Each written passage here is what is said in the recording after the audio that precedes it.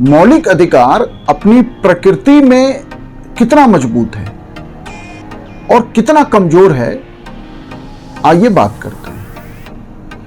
यदि हम मौलिक अधिकार के प्रकृति की बात करें तो सबसे पहली इसकी प्रकृति है कि जस्टिसिएबल है, कि मौलिक अधिकार को लेकर हमें संविधान ने रिमेडी डायरेक्ट अवेलेबल कराया है अंडर 32 सुप्रीम कोर्ट और अंडर आर्टिकल 226 हाई कोर्ट, कि यदि हमारे मौलिक अधिकारों का उल्लंघन होता है, हमारे मौलिक अधिकार प्रतिबंधित किए जाते हैं, हमारे मौलिक अधिकार हमसे छीने जाते हैं, कमजोर किए जाते हैं, तो सीधे न्यायालय जा सकते हैं।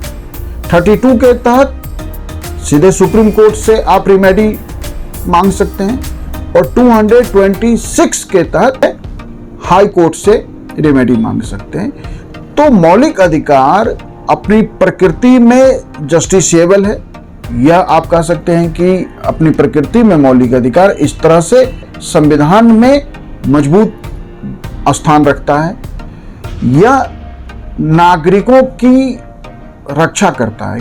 किससे रक्षा करता है? सरकार की शक्ति को नियंत्रित करके यह निरंकुशता से नागरिकों की रक्षा करता है। अब आप देखते हैं कि देश में जिस तरह से मौलिक अधिकार के उल्लंघन के मामले सामने आते हैं, ये कोई ऐसा नहीं है कि ये आज के हैं, लगातार ऐसे मामले कई दशकों से आए हैं और उसमें संविधान की रक्षा भी हुई और लोगों के अधिकारों की भी रक्षा करने के लिए न्यायपालिका आगे आती है। तो यह सरकार की शक्ति को नियंत्रित करता है, सरकार को एक तरह से कहिए कि कंट्रोल में रखता है, नियंत्रण में रखता है, और यह जो निरंकुश हो जाना है गवर्नमेंट का, उसे रोकता है।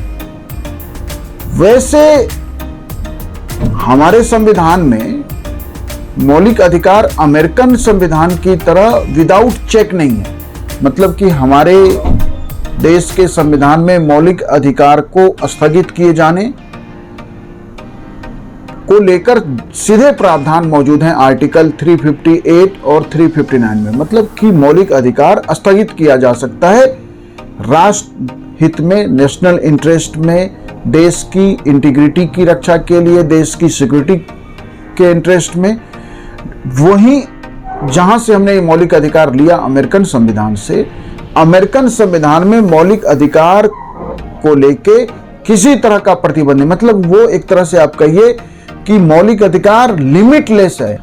तो अमेरिकन संविधान मौलिक अधिकार पे कोई भी प्रतिबंध नहीं लगाता है और वह मौलिक अधिकार का विस्तार वहां तक है जहां तक नागरिकों के स्वतंत्रता, उनके जीवन, समानता के लिए आवश्यक है। न्यायपालिका के दृष्टिकोण से, वहां के लोगों के दृष्टिकोण से, और मौलिक अधिकार इतना महत्वपूर्ण है अमेरिकन संविधान में कि वहां आर्म्स रखने के ऊपर कोई प्रतिबंध नहीं, मतलब कि वहां की जनता यदि सरकार निरंकुश हो रही है, सरकार लोगों के विरुद्ध जा रही है, तो अमेरिकन संविधान लोगों को यहां तक मौलिक अधिकार देता है कि वो अपने सरकार के विरुद्ध भी हथियार उठा सकते हैं। इस तरह से भारतीय संविधान में मौलिक अधिकार के अप्रोच को हमने इस तरह नहीं अपनाया। हमने मौलिक अधिकार को प्रतिबंधों के अधीन रखा है, विथ चेक रखा है।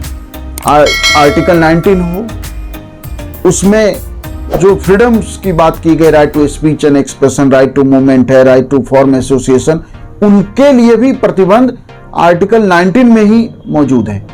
तो हमने अमेरिकन संविधान से मौलिक अधिकार लिया, लेकिन मौलिक अधिकार की प्रकृति को अमेरिकन संविधान की तरह नहीं अपनाया।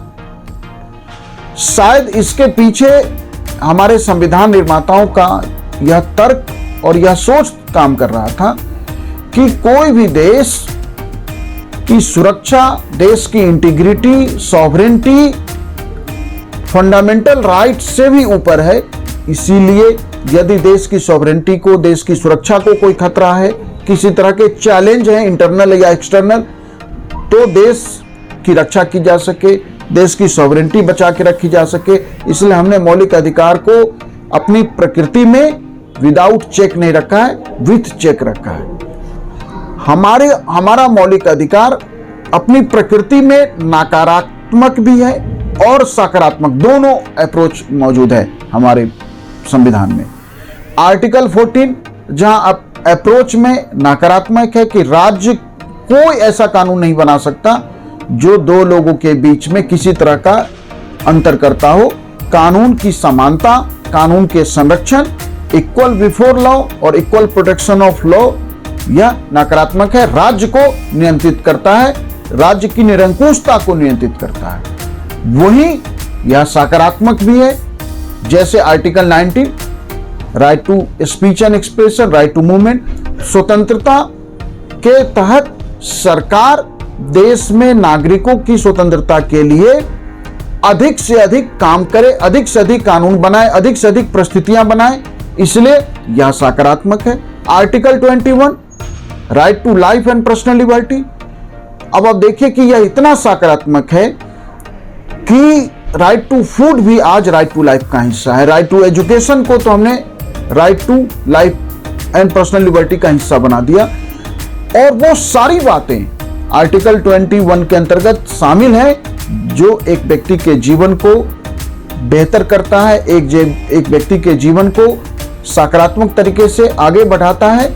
तो हमारा संविधान में अब मौलिक अधिकार की प्रकृति में यह नकारात्मक भी है और सकारात्मक भी है, नेगेटिव भी है, पॉजिटिव भी है। हमारा मौलिक अधिकार अस्थायी है या नहीं, यदि हम संविधान में मौलिक अधिकार की प्रकृति की बात में यदि यह तर्क ढूंढे कि क्या यह अस्थायी है, तो संविधान के अनुसार यह अस्थायी नहीं है, क्योंकि हमारा संविधान मौलिक अधिकार के संशोधन की इजाजत देता है और 1978 में 44th कॉन्स्टिट्यूशनल अमेंडमेंट से हमने राइट टू प्रॉपर्टी को फंडामेंटल राइट से अलग किया। तो हमारे संविधान में कोई भी मौलिक अधिकार अस्थायी नहीं है, यह बदला जा सकता है, हटाया जा सकता है। लेकिन सुप्रीम कोर्ट के अनुसार देखें, जब से सुप्रीम कोर्ट ने केशवानंद भारती के केस में बेसिक स्ट्रक्चर, बेसिक फीचर का डॉक्ट्रिन दिया है, तो आप कह सकते हैं कि अब मौलिक अधिकार अस्थायी है। उस अनुसार न्यायपालिका के निर्णय के अनुसार यदि देखें, बेसिक स्ट्रक्चर के डॉक्ट्रिन के अनुसार देखें, तो फंडामेंटल राइट आज अस्थायी है। लेकिन फिर भी संविधान संसद को मौलिक अधिकार को बदलने, हटाने की स्वतंत्रता देती है। Thank you.